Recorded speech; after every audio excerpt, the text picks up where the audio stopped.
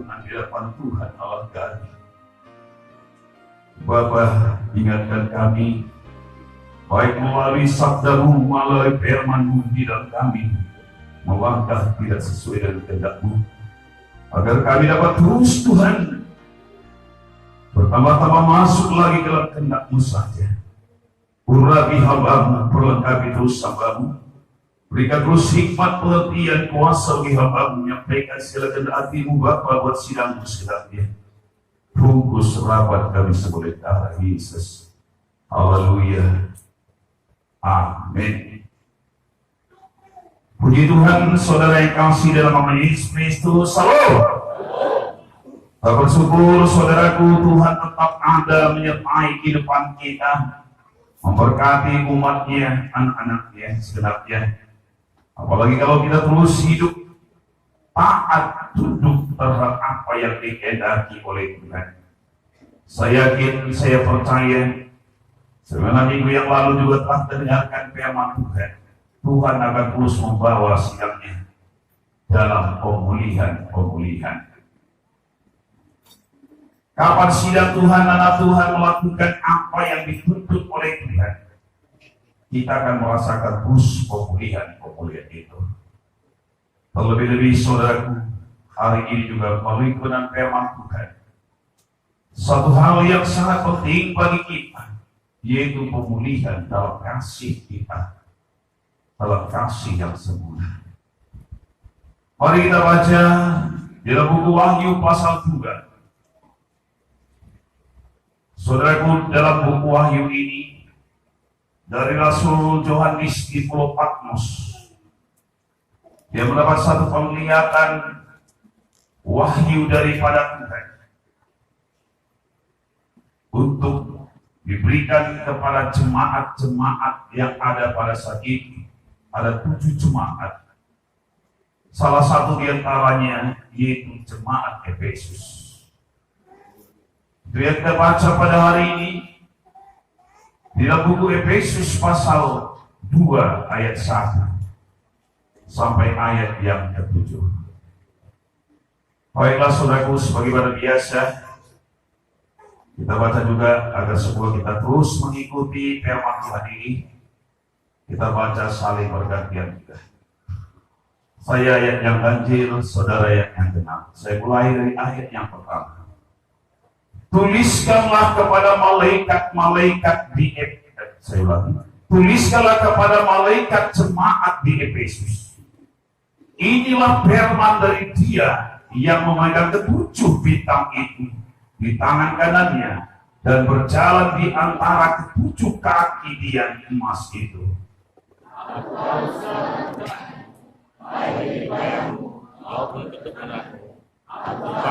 Sabar dan menderita oleh karena namaku, dan engkau tidak mengenal lelah.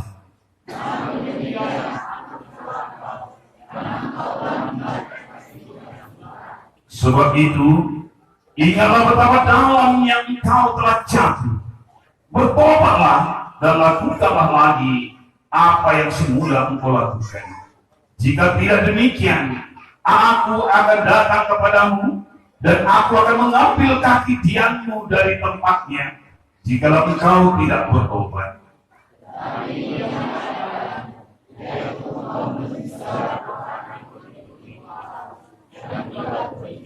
Siapa bertelinga hendaklah ia mendengar apa yang dikatakan Roh kepada jemaat-jemaat. Barang siapa menang, dia akan kuberi makan dari pohon kehidupan yang ada di taman Firdaus Allah. Haleluya. Saudara kekasih dalam nama Yesus Kristus, dari ke-7 jemaat yang ada pada saat ini, yang diberikan, yang dikirim oleh penglihatan yang didapat oleh Yohanes ini di Pulau Patmos. Tadi kita lihat pertama yaitu kepada sidang Efesus. Saudaraku, kalau kita katakan sidang Efesus ini adalah satu sidang yang kuat, sidang yang kokoh. Kenapa kita dapat mengatakan seperti itu, saudaraku? Tadi melalui ayat 2 telah kita lihat apa yang mereka tetap alami dalam kehidupan mereka. Sidang Efesus ini saudaraku yang tetap berpegang pada Injil, mencintai kebenaran Injil, berpegang pada ajaran-ajaran yang benar. Dari sidang yang lain saudara kita lihat banyak yang sudah menyeleweng, sudah menyimpang. Tapi sidang Efesus dia tetap berpegang kepada kebenaran. Kedua tadi kita lihat apa? Sidang Efesus ini rela menderita karena Tuhan. Mereka tekun. Dapat dikatakan sidang ini militan. Sidang yang militan. Tidak kenal lelah. Kenapa dikatakan militan, saudaraku? Tidak tahu lelah. Tetap bekerja keras. Tekun. Sabar menderita. Apalagi yang dimiliki oleh sidang Efesus. Mengerti pengajaran yang palsu. Ya. Tidak bertoleransi dengan ajaran-ajaran yang sama. Tidak bertoleransi dengan guru-guru atau nabi-nabi atau rasul-rasul yang palsu. Yang ingin menyimpangkan, memutarbalikkan daripada firman Allah itu sendiri. Kenapa? Karena mereka mengujinya. Ya memang sebagai umat Tuhan, firman Tuhan juga mengingatkan bagi saudara saya supaya kita harus menguji. Seperti yang dituliskan dalam buku 1 Tesalonika pasal 5. Apa dikatakan? Ujilah segala sesuatu. Pegang yang baik. Sidang Efesus ini tetap mengadakan satu pengujian. Kalau ada pengajaran yang baru, mereka uji sesuai dengan firman Tuhan atau tidak. Maka saya kata tadi bisa dikatakan sidang Efesus ini merupakan satu sidang yang militan, yang kokoh.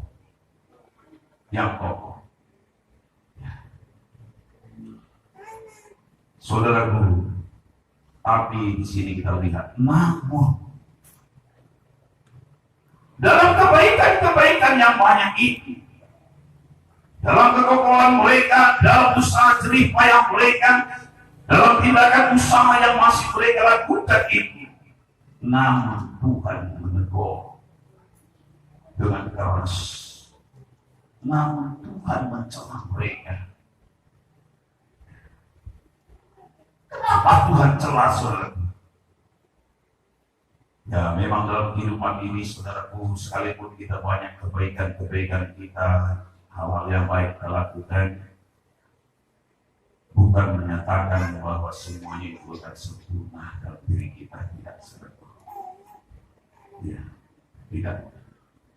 Dalam banyak baik kita lakukan, mungkin masih ada juga hal-hal kekurangan. Mungkin kita masih mempunyai banyak kelemahan dalam diri kita. Sama dengan Wahyu tadi, sama dengan Efesus tadi. Memang begitu banyak kebaikan-kebaikan mereka yang tetap mereka pertahankan.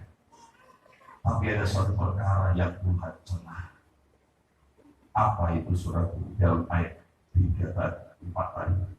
Namun demikian, aku mencela engkau, karena engkau telah meninggalkan kasihmu yang sempurna. Saya kadang-kadang merenung, saudaraku. Jangan-jangan seperti apa yang masih dimiliki sidang Wahyu ini pun kami tidak memiliki diri saya. Kadang-kadang ajaran-ajaran apapun yang masuk kami terus takut sama saja dengan sungai saja, apapun datang lewat, apapun datang lewat. Kadang-kadang kami tidak mengenal, kami sudah mulai mengenal lelah. Kadang-kadang kami sudah mulai capek, atau mungkin tidak rela lagi menderita karena Tuhan. Sedangkan sidang Efesus tadi Satu sidang yang begitu kokoh, saya katakan tadi, sidang yang tetap sabar tekun, mencintai kebenaran Tuhan, yang rela menderita karena Tuhan, tetap menguji roh yang sedang bekerja.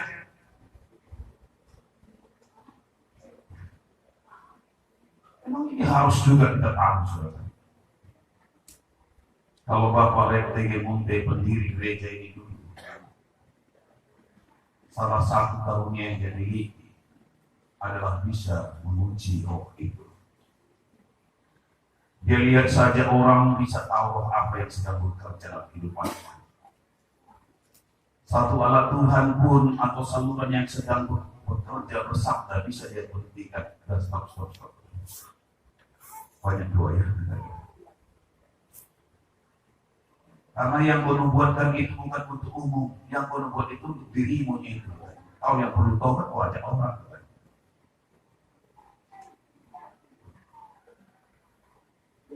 Sidang Efesus masih memiliki roh yang sama. Dia tahu itu dari Tuhan atau tidak. Dia tahu itu nubuat atau nubuat.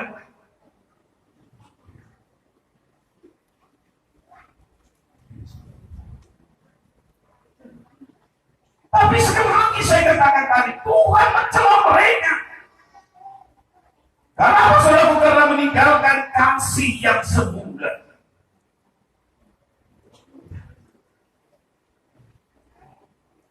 Mungkin di pandangan orang-orang Efesus, jemaat Efesus itu adalah masalah sepele. Tetapi di depan Tuhan masalah itu adalah masalah yang fatal, saudara. Masalah yang sedang dihadapi oleh sidang Efesus bukan masalah yang sepele, tetapi masalah yang fatal. Dia mendapat satu ancaman daripada Tuhan.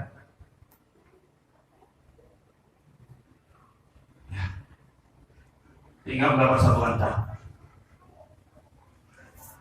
bagi Tuhan. Meninggalkan kasih yang semula itu merupakan satu kejatuhan yang sangat dalam yang perlu pertobatan. Meninggalkan kasih yang semula itu membutuhkan satu pertobatan yang perlu pertobatan. Karena kasih menjadi dingin. Ya, kasih menjadi dingin. Sekalipun tadi mereka saudara masih tetap lakukan apa ciri khas mereka tadi, masih gigih, masih kuat, masih tekun, sabar, rela menderita karena Tuhan. Tapi mungkin sidang Efesus tadi kita lihat hanya melakukannya sebagai rutinitas, hanya sebatas kebiasaan saja. Hanya batas kebiasaan, bukan karena cinta kepada Yesus.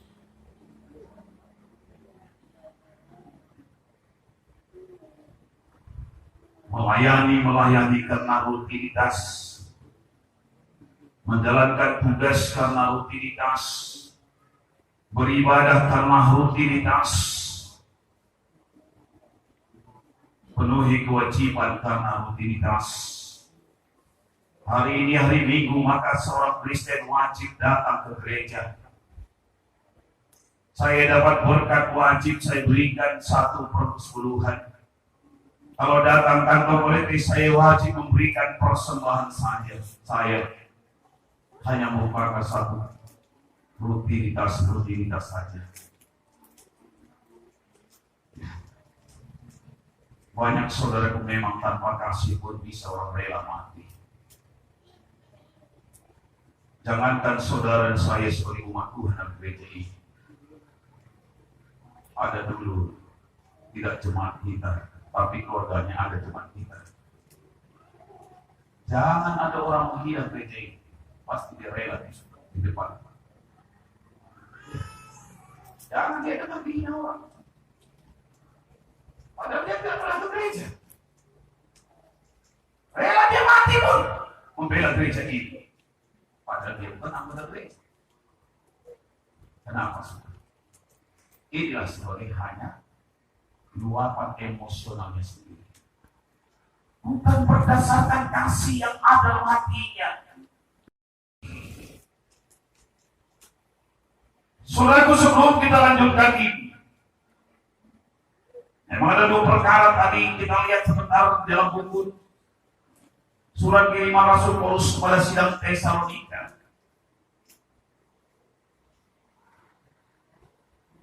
Apa yang dilakukan sidang Tesalonika ini? Sifat yang sedang dihadapi oleh sidang Efesus mirip dengan apa yang dilakukan pada sidang Tesalonika. Tetapi ada perbedaan yang menyorot di sana, kalau lihat. Mirip.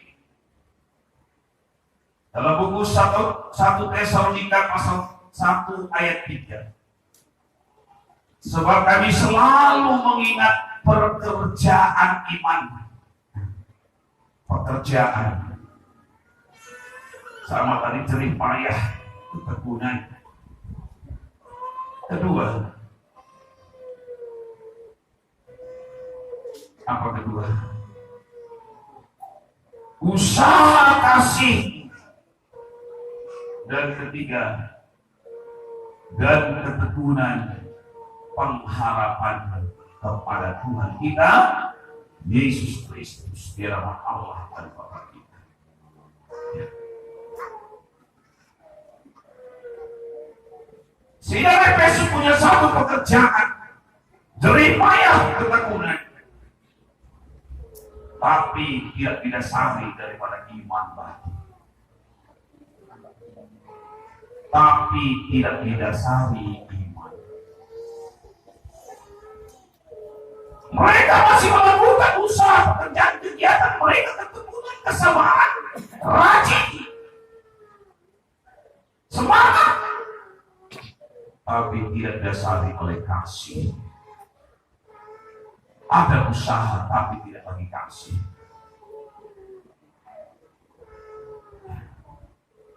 Tekun tapi tidak ada pengharapan.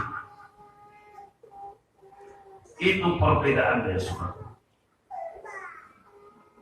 Sidang Tesalonika tadi mereka tentang pekerjaan itu didasarkan dari iman. Apa yang mereka lakukan itu berdasarkan dari kasih. Dan mempunyai satu pengharapan tetap di hadapan Tuhan. Tekun dalam menantikan satu pengharapan. Saudara saya juga harus memiliki hal yang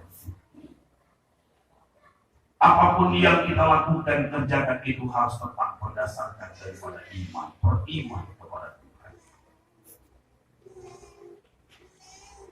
Apapun yang saudaraku kita lakukan itu harus dalam ketekunan usaha kita itu dengan kasih. Karena benar saudaraku apa yang dikatakan Rasul Paulus juga pada sidang Korintus. Segala sesuatu itu yang tidak kita lakukan dengan kasih, itu semua adalah sia-sia. Tuhan tidak mau setiap usaha kita itu sia-sia. Tuhan tidak mau setiap sia. Tuhan tidak mau setiap perbuatan kita sia-sia. Apalagi terbakar. Tidak. Tuhan mau supaya semua apa yang pun yang kita lakukan itu sama dengan yang dituliskan Rasul Paulus juga dalam 1 Korintus pasal 15:58. Apa katanya? Tidak ada yang sia-sia. Tuhan tidak mengabaikan setiap usaha, tindakan, perbuatan apapun yang kita lakukan pada Tuhan. Sekecil apapun yang kita korbankan untuk Tuhan, Tuhan mau semua hargai. Tetapi harus tetap dilandaskan pada iman pada Kristus dan kasih kita kepada Dia. Kasih kita kepada Tuhan. Dan kasih itu harus lebih menonjol daripada perbuatan-perbuatan. Kasih itu harus lebih. Adakah orang setuju terhadap apa yang dilakukan oleh Tuhan? Apakah Tuhan Yesus tidak tahu bahwa pada hari Sabat itu tidak bisa melakukan segala sesuatu? Pasti dia tahu. Tapi di balik aturan kebenaran itu dia lihat ada satu yang lebih besar, yaitu kasih. Maka dia berkata pada mereka yang memprotes itu, mengkritik itu, kalau seandainya lembumu jatuh ke jurang pada hari Sabat, apa yang kau perbuat? Sulit menjawabnya kan, karena lembunya. Coba kalau lembu orang, oh dosa kamu, tapi lembunya hati-hati. Tapi saya, maka Tuhan memberikan satu umpan balik bagi mereka. Kalau lembumu yang jatuh ke jurang, apa yang mau berbuat pada hari Sabat itu?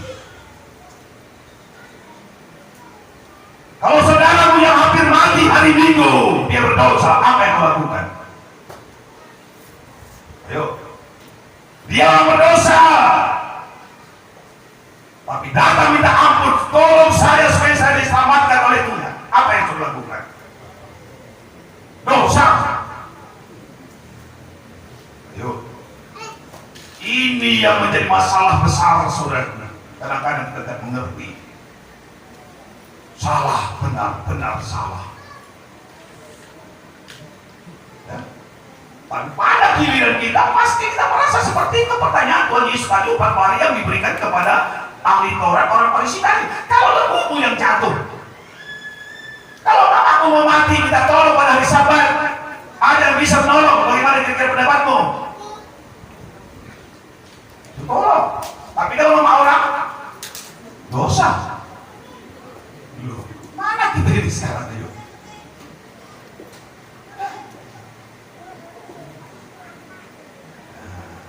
Maka firman Tuhan itu tidak bisa kita terus hakimi benar sama-sama. Di balik kebenaran firman Tuhan itu ada satu yang lebih besar. Apa? Kasih. Kasih tidak bisa mengatasi segala-galanya. Kasih yang terbesar dari semua.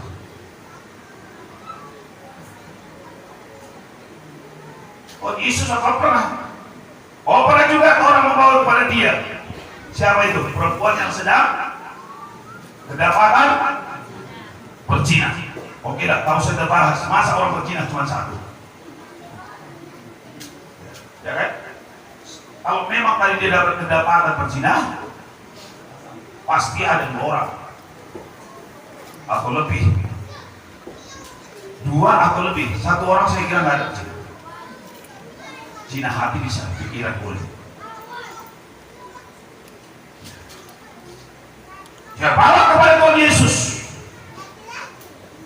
Guru, ini perempuan kami dapati tadi melakukan zina.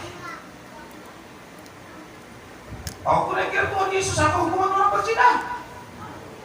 Benci Tuhan Yesus pada orang berzina? Hah? Sangat benci. Dia tahu hukum orang berzina apa. Apa hukum berzina? Bunuh sampai mati. Itu maka kalau perempuan atau laki-laki dapatan berzina, istrinya boleh cerai, kawin lagi, katanya gitu. Karena udah bunuh mati. Itu dulu. Pada hukum Taurat. Ya, saya teruskan dulu. Tak usah dulu pikiran. Karena firman Tuhan ini harus tuntas bagi kita. Biar kita nanti jangan dicela oleh Tuhan. Karena kamu meninggalkan kasih-Mu yang semula. Perbuatan kita luar biasa, saudaraku. Sekali lagi, sangat luar biasa. Semangat anak-anak Tuhan luar biasa. Anak-anak muda pun semangat semua. Luar biasa. Tapi ingat, mari perhatikan. Saya katakan tadi, Tuhan Yesus tahu arti hukum orang berzina. Tuhan benci dengan orang berzina, sangat benci. Tapi apa yang dilakukan Tuhan Yesus pada saat itu?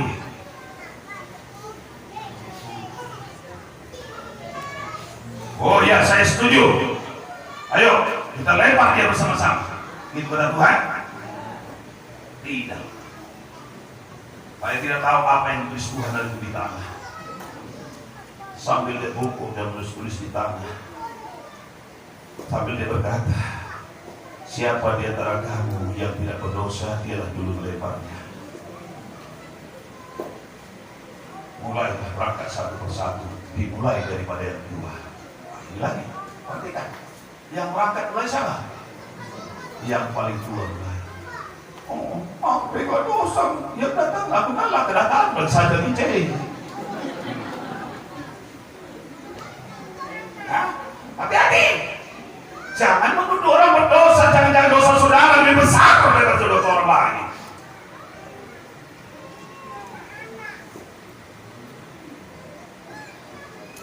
Orang Pilatus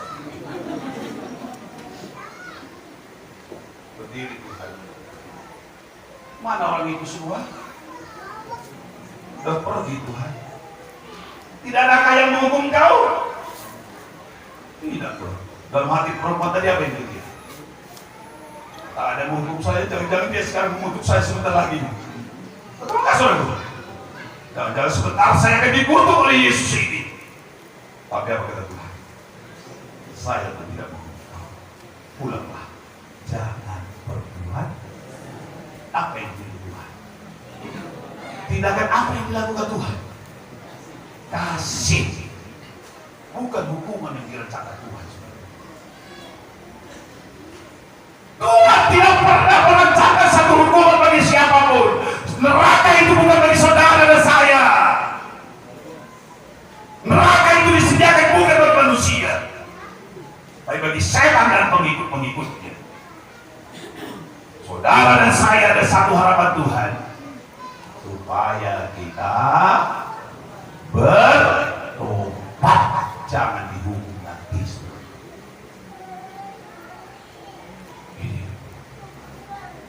Ya memang dalam pendapat kita, pandangan kita seolah-olah Tuhan itu tidak tepat, tidak baik, tidak adil. Boleh-boleh saja. Maka Petrus menyatakan, apa kata Petrus? Tuhan tidak lalai menepati janjinya. Lambatan Tuhan itu, perlambatan Tuhan bukan karena dia tidak tahu apa yang bakal dia lakukan. Tapi satu perkara yang Tuhan berindu bagi kita manusia adalah, supaya kita bertobat. Bertobatlah. Itu saja. Udah sadar berdosa, bertobat. Amin. Ya korban bilang amin, dia belum mau tobat. Dia masih pulang gereja, masih melakukan lagi. Kerinduan Tuhan bagi manusia hanyalah pertobatan. Kerinduan Tuhan bagi saudara saya hanya pertobatan. Kerinduan Tuhan bagi saudara saya supaya kita jangan masuk neraka. Tapi memang harus kita ikuti prosedur yang sudah dibuat Tuhan. Anak-anak muda, Tuhan tidak mau kau menerima penderitaan neraka, tidak. Tapi ikutilah prosedur yang Tuhan buat. Banyak lagi saudara, hal-hal yang dilakukan oleh Tuhan yang dia tantang apa yang telah tertulis. Banyak dalam Alkitab, coba kalau saudara baca dalam Alkitab, begitu banyak hal-hal yang bertentangan dengan apa yang tertulis dilakukan oleh Tuhan Yesus, tapi isinya semuanya adalah kasih supaya tidak binasa. Pernah juga Tuhan Yesus makan dengan siapa? Pemungut cukai. Orang-orang pemungut cukai. Murid-murid Tuhan pasti bersuka cita sekali hari itu, saudara. Iya kan? Dijamu oleh orang kaya. Ya biasa kalau penginjil dijamu orang kaya pasti itu. Maklumlah selama ini Monggan Barat tidak punya kerjaan apa-apa, tapi tidak yang menjamu orang kaya, kepala pungut cukai. Lagi apa kata orang Farisi, orang ahli Taurat? Apakah dia tidak tahu yang menjamunya itu orang berdosa?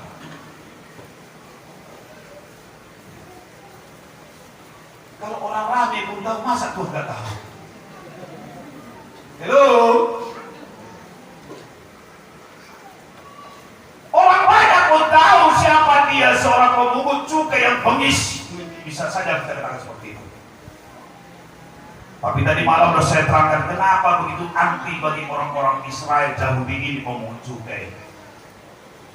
Karena dia dipekerjakan oleh Kaisar Roma. Bagi mereka dilarang keras bekerja bagi orang asing. Apalagi untungnya bagi orang asing. Dan kedua, mungkin pemungut cukai itu banyak yang memungut cukainya lebih daripada pungutannya. Ya itu. Ada korupsinya sana. Tapi nomor satu. Kenapa orang dalam Alkitab ini saya katakan tadi malam ada 3 hal orang ya golongan yang sangat disebut pendosa berat. Termasuk dia tadi itu pemungut cukai. Ya pemungut cukai. Karena itu tadi dia pungut dari rakyat Israel. Hasil pungutannya itu dikirim ke Vatikan ke Roma, ke Kaisar. Oh, berarti kau membela-bela orang kau. Kau diperlakukan untuk memeras bangsamu sendiri untuk orang lain. Maka dituduh dialah pendosa kali. Apalagi tambah dengan itu ada kekerasan dalam pemungutan. Sama dengan sekarang kan banyak, tapi terakhir ini syukurlah karena pemerintah sudah menertibkan.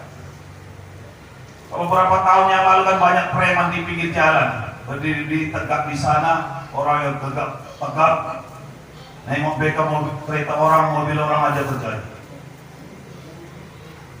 Kalau ada beka-beka yang dia cari langsung disergap, ya, ada ya, itu masuk udah viral lah gitu. Sama. Harus paksa. Ya saya dulu masih anak sekolah di Batu Sada gitu. Kalau udah ada kelompok yang datang minta cukai, mana Bibi? Belum laku, nak baru buka. Gak ada lah segala laku Bibi. Dua, saya Batu Sada, orang tinjam. Saya, depan apa saya sebut Batu Sada. Dulu ya, tahun 80-an, 70-an. Pecah. Mungkin mereka itu sekedar itu juga, maka setiap namanya pemungut cukai sangat anti mereka, dibenci mereka. Langsung dikatakan itu pendosa berat ini. Tapi Tuhan Yesus ada numpang di sana, makan bersama muridnya, mengadakan satu perjamuan makan. Apa kata orang? Ya. Apa nggak tahu dia itu pendosa itu? Tuhan tahu. Tapi di balik itu satu ketahuan Tuhan itu tujuan Tuhan adalah pertobatan. Tujuan Tuhan melakukan itu kasih. Bukan oleh setiap orang berbuat dosa harus tetap dalam dosanya, harus binasa dalam dosanya. Tidak ada tertulis seperti itu. Tidak ada. Terakhir, saya katakan, dia diurapi oleh seorang perempuan kembali. Perempuan ini bukan perempuan baik-baik, tapi perempuan jahat. Saking jahatnya banyak istri-istri yang membenci dia. Karena berapa puluh banyak ratus orang suami orang dijeratnya. Karena dia punya jeratan maut. Terjerat buatnya banyak suami orang. Sama dengan perempuan Samaria waktu dia bercakap dengan Tuhan Yesus di pulau di tepi sumur Jago. Tuhan Yesus pun dibodohi. Mana suami? Aku belum punya suami dong. Aku masih single. Oh, nggak nggak tahu siapa kawannya dia, betul. Ada 3 laki-lakimu. Sekarang pun ada 2 laki-lakimu lagi di rumah. Kok tahu ya? Apa yang nggak tahu? Ini mendapat seorang perempuan yang mengurapi kaki Tuhan Yesus dengan minyak yang mahal. Apa kata orang tuanya? Kok rela dia diminyaki kakinya oleh perempuan itu? Malahnya memberikan pertanyaan itu, saudara tahu siapa itu? Orang menerima dia dari pertama. Namanya Simon, dia pun orang kaya. Dalam hatinya yang berkata, apa guru ini? Dia katakan dia guru, dia Mesias. Masa datang perempuan jahat? Jangankan kami yang udah pernah terjerat, yang belum pernah tahu dia perempuan jahat. Masa dia rabi, dia guru, dia Mesias, tidak tahu siapa yang memiliki hati kakinya. Tapi apa kata Tuhan Yesus? Simon katanya, tak kurang tepat pun juga hutangnya nggak apa-apa, saya buat dalam rupiah aja. Kalau ada seorang yang punya utang 5 juta, utangnya itu dianggap lunas. Dan ada satu orang yang punya utang 500 juta pun dianggap lunas. Siapakah yang paling bersuka cita di antara mereka itu, Simon? Apa kata Simon? Bukan katanya langsung, oh yang 500 orang Tuhan. Tahu Simon, tapi dia tak mau mengakui kebenaran. Saya kira yang punya utang 500 itu. Demikianlah hari ini, perempuan ini dosanya banyak itu sudah diampuni. Tapi kau Simon, dari tadi aku ada di rumahmu, sampai sekarang kau belum mengurangi kakimu. Kena lagi sih. Dia sejak dia datang, air matanya terus mengalir untuk memberikan penyesalan akan dosa-dosanya.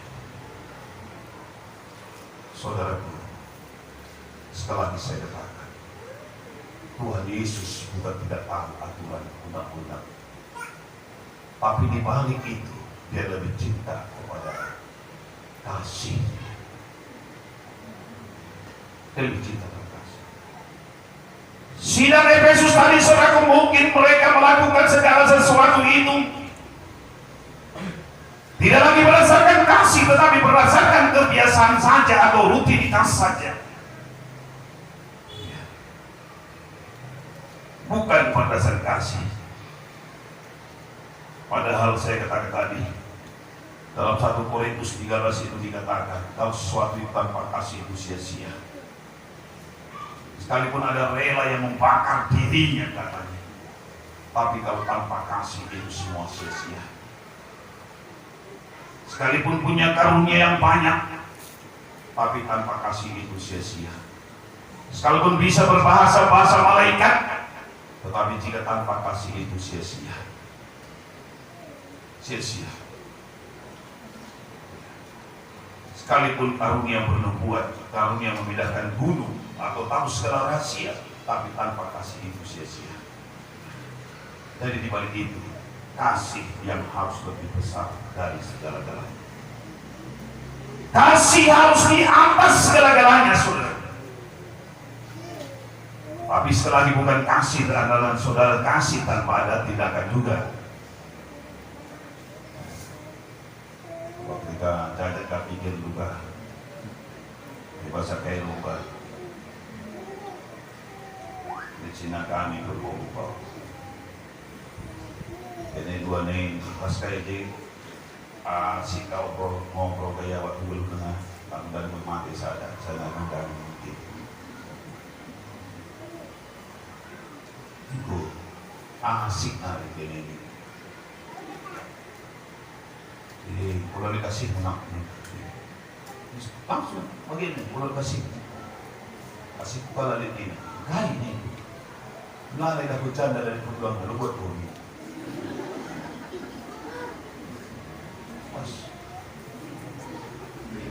Acara yang sesat tadi yang perlu di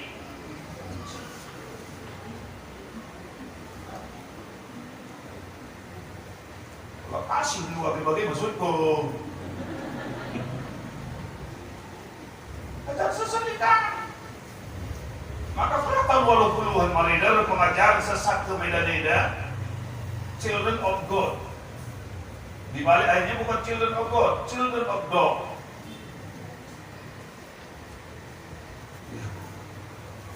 Tahu saya berbahas banyak-banyak. Banyak pengikutnya itu yang suka hidupnya seperti anjing. Namanya udah Children of Dog. Anak-anak anjing, kawan anjing. Memang awalnya juga Children of God, anak-anak Allah. Cantik sekali judulnya kalau namanya kelompok anak-anak Allah. Tapi tabiatnya dalam Children of God. Apa dasarnya? Kasih. Itu juga dasarnya. Kasih. Tapi kasih yang salah. Kasih yang salah. Tapi hari ini mungkin saya terus ulas bahas panjang-panjang.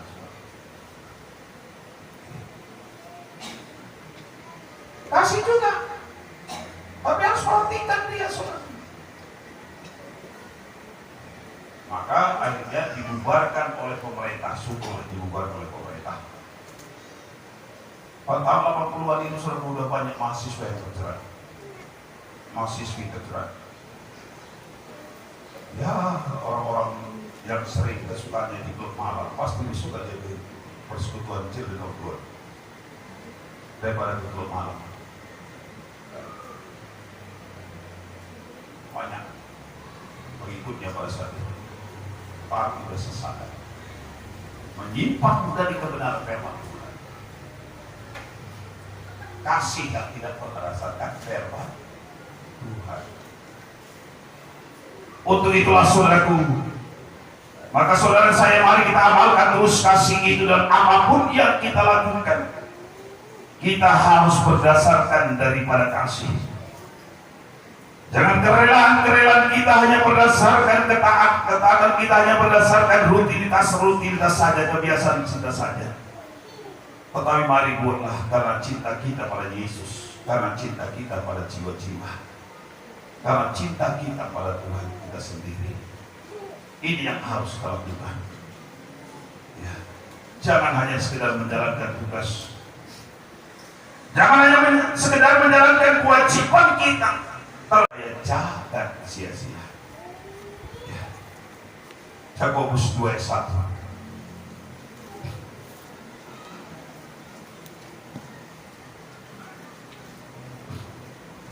Saudara-saudaraku, sebagai orang yang beriman kepada Yesus Kristus, Tuhan kita yang mulia. Lihat, sebagai orang yang beriman kepada Yesus Kristus, Tuhan kita yang mulia.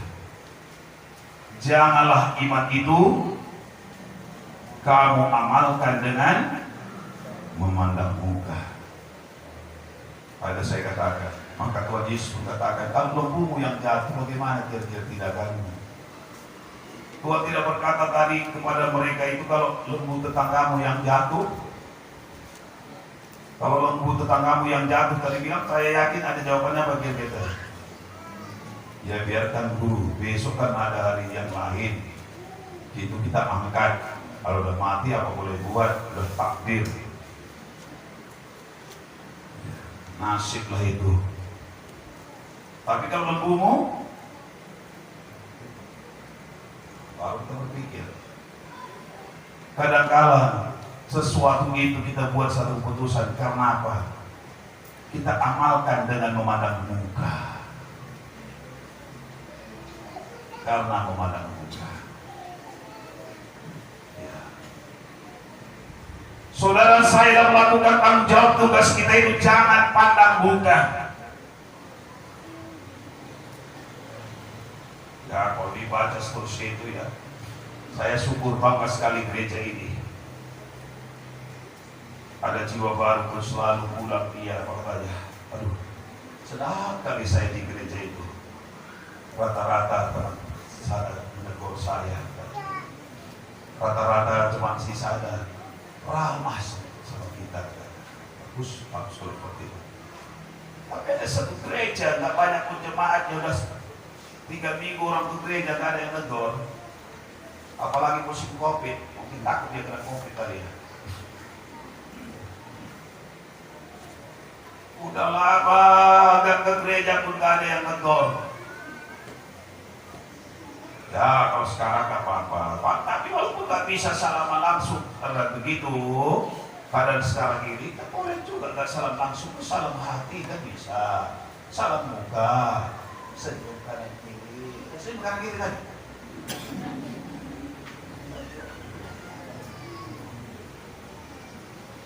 Kalau kamu sama begini,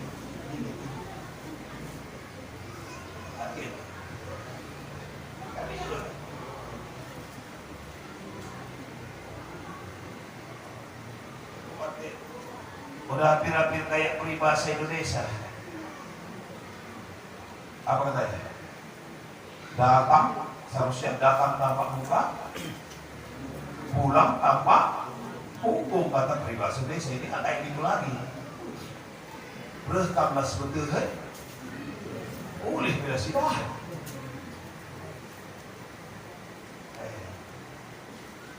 Lapis salah tidak sesuatu.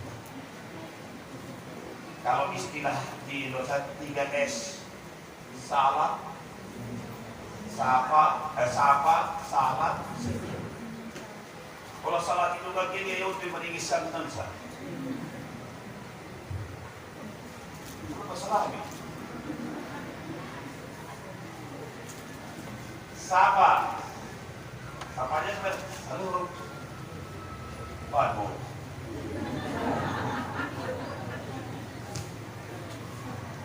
Halo,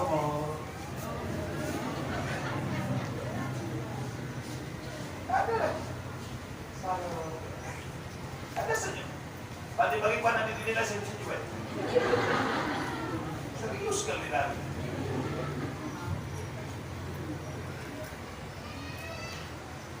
Wah, mereka bisa senyum.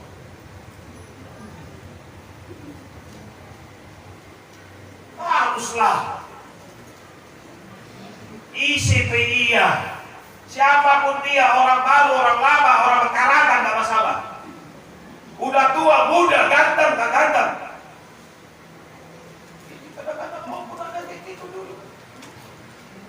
Marah sekali.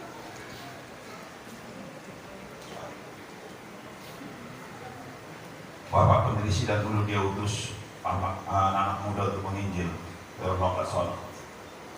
Kalau bapak dulu, kalau kita datang menginjil, bukan dia tanya, kolektornya mana?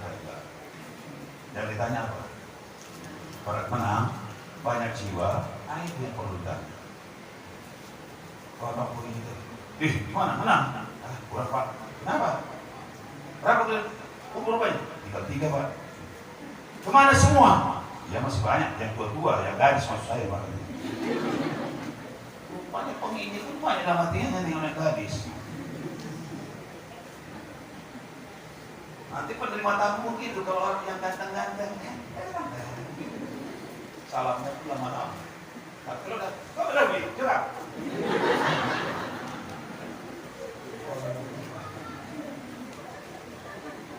Kalau pada waktu saudara penerima tamu Yesus datang, saya yakin saudara gak ada di saudara.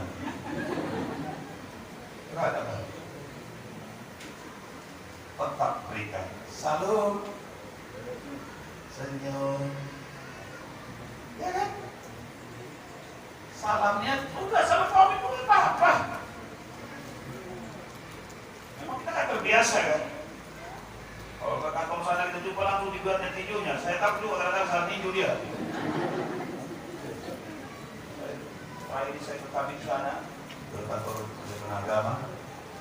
Ini langsung kami, saya tahu orang saya biasa gini. Jangan kuat.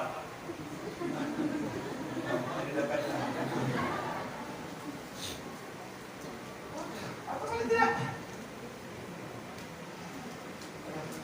siapa? Kanan kirinya? Ya udahlah kalau seorang kelcik dari tadi. Bukan siapa saja seorang kelcik dari tadi. Oh bro. Mana? Di belakang sana, di luar sana. Udah sampai nih. Jangan nanti lihat kau udah tahu. Begitu lama ini orang ini di sini kematian, nggak tahu kita ada orang mana ini. Dari kendin sana, terus nungguin.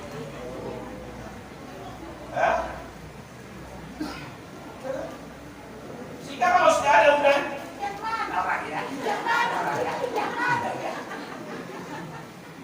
Semangat pun baru segini aja kan kena. Karena kurang 3 S tadi. Apa kata Jakobus tadi? Jangan kita amalkan kasih kita itu memandang muka. Jangan melakukan tugas kita itu memandang muka. Siapapun dia gak masalah. Kalau perlu ada orang meninggal di sana, tak tahu saya tanya siapa. Kalau bukan teman kita pasti kita gak tindak. Puluhan orang mati tiap hari di alam hari kalau kita undang semua. Ya? Betul saudaraku. Saya tahu setelah siapa. Aku kenal, udahlah. Kapan kenalan? Tetap buat yang baik. Amin. Itu ciri anak Tuhan. Ada kerjasama yang baik. Saling mengasihi. Katakan di sini. Sebab jika ada seorang masuk ke dalam kumpulanmu dengan memakai cincin emas dan pakaian indah dan datang juga seorang miskin ke situ dengan memakai pakaian buruk dan kamu menghormati orang yang berpakaian indah itu dan berkata padanya, silakan Tuhan duduk di tempat yang baik ini. Sedangkan pada orang yang miskin itu kamu berkata, berdirilah di sana kau. Duduklah di lantai. Kalau perlu di bawah kakiku. Kalian semua perlu dihormati.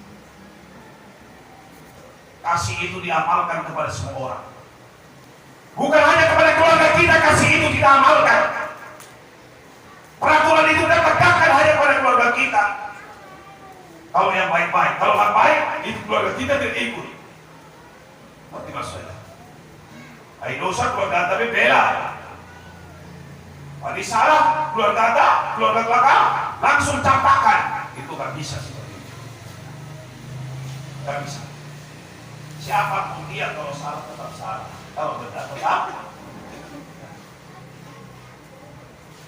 Kalau itu nanti cepat ada kalau yang nggak punya keluarga di situ. Jadi kan jelas orang mati itu habis gak punya keluarga. Ya kan? Sama semua. Kebenaran Tuhan itu sama bagi semua. Keadilan Tuhan itu sama bagi semua. Kasih Tuhan itu sama bagi semua. Bukan bela-bela. Ada kesan dulu. Oh yang ini dosa yang ini selesai. Tadi kan udah ngomong di atas. Tak bisa. Tak bisa. Kebenaran tetap benar. Cara Tuhan tetap Tuhan. Bukan kebenaran dalam diri kita tersirat di sana kita buat begini. Oh nggak bisa loh, nggak bisa. Itu bukan kebenaran namanya. Ya kadang-kadang meluruskan kebenaran itu memang kita kan nggak bisa. Namanya pun firman Tuhan itu, pekerjaan Tuhan itu pedang bermata dua. Kemana pun kena nucuknya. Jangan nucuknya kepada orang saja, kita enaknya saja. Gak bisa. Harus seperti itu. Untuk itulah saudara yang kekasih dalam nama Yesus Kristus. Untuk mentaati beberapa perintah saja tidak cukup, tetapi kita harus memiliki kasih yang sempurna, sepenuh hati kepada Kristus dan juga kepada segenap firman-Nya. sebagai penutup supaya kita buka. Dalam Ulangan pasal 10 ayat 12.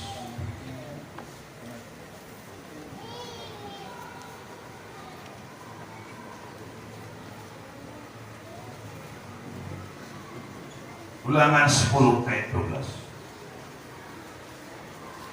Maka sekarang hai orang Israel, apakah yang dimintakan daripadamu oleh Tuhan Allahmu selain daripada takut akan Tuhan Allahmu, hidup menurut segala jalan yang ditunjukkannya, mengasihi Dia, beribadah kepada Tuhan Allahmu dengan segenap hatimu dan dengan segenap jiwamu. Itu yang kita Tuhan. Mari lebih mengasihi Tuhan Allah kita ini semua. Dengan mengasihi kebenaran-kebenaran firman Tuhan, melakukan kebenaran-kebenaran firman Tuhan. Mengasihi Allah itu berarti kita harus kesetiaan kita tunjukkan, penyerahan diri kita pada Dia yang terus surat. Iman kita, ketaatan kita yang sungguh-sungguh, baik kerinduan kita akan selalu kehadiran Tuhan. Itu tanda kasih kita pada Tuhan. Dan dalam kegiatan ibadah seperti ini, kita harus rindukan selalu kita rasakan satu persekutuan yang parah dengan Tuhan. Pasti selalu kita rasakan satu perubahan Tuhan kalau ada persekutuan, saudara. Kalau tidak ada persekutuan, saudara kembali nanti tetap ada saja perubahan Tuhan, saudara. Ya, saudara tetap perubahan saudara. Tapi ada persekutuan. Mari. Itulah kasih pada Tuhan. Kita harus terikat kesetiaan kita pribadi kita dengan Dia. Kita harus tetap seperti itu. Maka sehingga apapun yang kita lakukan tadi, kita lakukan dengan kasih, melayani dengan kasih,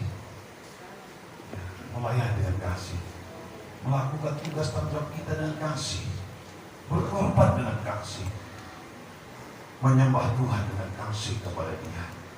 Karena kasih itu di atas segala-galanya. Sering kita katakan kalau Alkitab yang tebal ini, yang 77 berapa? Oh, 66 buku ini, kalau disimpulkan menjadi satu kalimat, dialah kasihlah Tuhan Allahmu dengan segenap hatimu dan dengan segenap jiwamu dan dengan segenap akal budimu, dan kasihlah sesama manusia sama seperti dirimu sendiri. Kamu mengasihi diri sendiri. Kasihkah saudara kepada diri saudara sendiri? Kasihlah tetanggamu itu seperti itu. Kasihlah kanan kirimu seperti itu. Kasihlah belakangmu seperti itu. Itulah yang ditunjukkan Tuhan. Maka kalau disimpulkan satu kata, Alkitab itu adalah kasih. Maka yang perlu kita bangunkan sekarang, saya katakan terakhir ini, memang pada malam saya ingatkan bukan hari Minggu, seperti salib ini. Bangun terus hubungan kita secara horizontal. Itu sesama umat Tuhan. Minimal dulu gereja lokal. Dari gereja lokal ini saling mengasihi. Kita lanjutkan dengan gereja antar lokal, interlokal. Bahkan semua umat manusia akhirnya pada semua manusia. Ini yang perlu dibangun. Terus bangun ke atas. Dengan siapa? Vertikal, yaitu dengan Allah sendiri. Kalau sosial cuma dibangun secara, itu berarti namanya SDM, salingan tolong menolong. Tapi harus hubungan ini diikat dengan hubungan ke atas. Vertikalnya tegak dengan Allah sendiri. Saudara saya harus kasih kita pada Allah itu lebih. Kalau saudara dan saya tidak bisa saling mengasihi Allah kita lebih dari segala-galanya, tidak mungkin tidak bisa mengasihi saudara kita. Tidak mungkin, saudara. Karena kita semua berkepentingan. Tapi kalau kasih kita pada Allah itu kuat, maka kasih kita itu semakin kuat juga. Yesus semakin berrahmat nanti. Oh, apa tadi teguran pada sidang Wahyu tadi? Kalau engkau tidak bertobat, apa? Kadang-kadang kita harus diancam juga kalau berarti. Baca lagi ya. Namun demikian aku mencela engkau karena engkau telah meninggalkan kasihmu yang sempurna. Sebab itu, ingatlah betapa dalam engkau telah jatuh. Bertobatlah dan lakukan lagi apa yang semula kau lakukan. Jika tidak demikian, aku akan datang kepadamu dan aku akan mengambil kakianmu dan dari tempatnya. Jika kau tidak, artinya hilang keselamatan. Hilang keselamatan. Tapi ini hanya teguran, bukan tidak lagi kesempatan. Tuhan tetap berikan kesempatan. Ya, janji tetap ada janji di dekat Tuhan. Apa katanya? Ayat 7. Siapa bertelinga adalah yang mendengarkan apa yang dikatakan Roh Kudus pada jemaat-jemaat. Barang siapa menang, dia akan diberikan makan dari pohon kehidupan yang ada di taman Firdaus Allah. Tetap ada upah bagi pemenang. Bagi yang mau tetap ada jaminan. Untuk itulah saudara pada hari ini kita koreksi diri kita masing-masing. Kita sadari kalau kita jauh-jauh daripada Tuhan. Oh mungkin banyak udah pengorbanan kita lebih daripada yang lain. Tapi apakah kasih itu masih tetap menguasai diri kita? Mungkin pelayanan kita lebih banyak daripada orang lain, lebih dari tahun-tahun yang lalu. Tapi masihkah kita landaskan kepada kasih kita pada Kristus? Mungkin apapun yang kita lakukan itu saudara tidak penting hari ini. Mari alaskan, landaskan kepada kasih kita pada Kristus. Jangan hanya sebagai rutinitas atau kebiasaan saja. Mari kita bangun kembali hubungan kita dengan Tuhan, kasih kita dipulihkan Tuhan pada hari ini. Mari kita berdoa.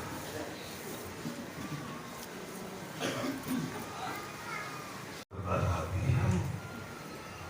kita rindukan pada pagi ini agar Roh Kudus tetap menundukkan hati kita tiap-tiap hari dengan mengingat satu merasakan kasih Tuhan, supaya hari ini juga tubuh kita merasakan tercurah Roh Kudus yang memberikan pemulihan bagi kita semua. Rasakan kasih-Mu